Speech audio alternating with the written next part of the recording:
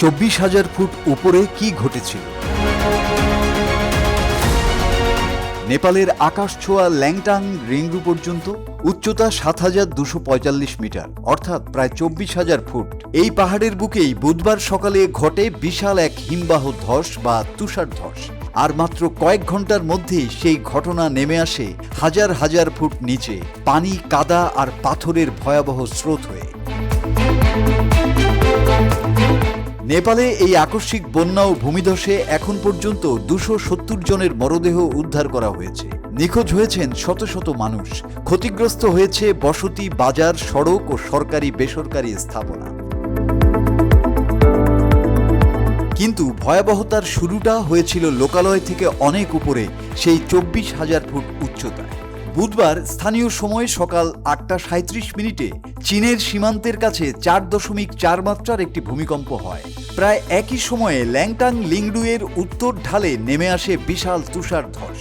বিশেষজ্ঞদের স্যাটেলাইট ছবি বিশ্লেষণের প্রাথমিক ধারণা বলছে, পাহাড় থেকে নেমে আসা বরফ, পাথর ও ধ্বংসস্তূপ গিয়ে আটকে দেয় লেন্দে খোলার প্রবাহ পথ। বর্ষার পানিতে তখন ফুলে উঠেছিল নদী। পথ বন্ধ হয়ে যাওয়ায় পানি জমে তৈরি হয় হ্রদের মতো একটি জলধারা। এরপর সেই প্রাকৃতিক বাঁধ ভেঙে বেরিয়ে আসে বিপুল পানি, কিন্তু সেটি আর শুধু পানি ছিল না।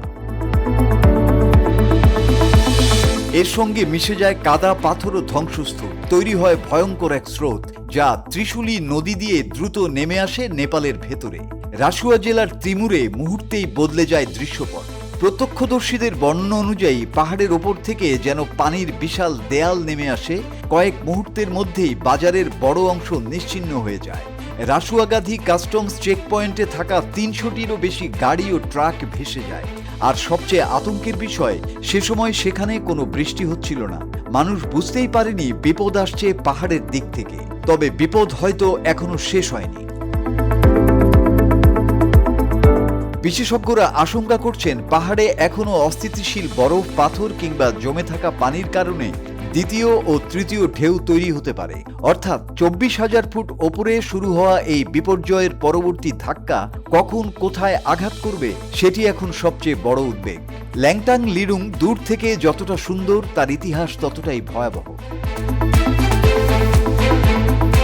2015 সালের ভূমিকম্পেও এই পর্বতের ঢাল থেকে নেমে আসা তুষারধসে প্রায় 300 মানুষ প্রাণ হারিয়েছিলেন। 10 বছর পর আবারও সেই পাহাড়ের বুক থেকে নেমে এলো মৃত্যুর স্রোত। আর তাই এখন নেপালের মানুষ শুধু নদীর দিকে তাকিয়ে নেই, তাদের চোখ 24,000 ফুট ওপরে ল্যাংটাং লিডুংয়ের দিকে। Desk report, 24 hours Bangla.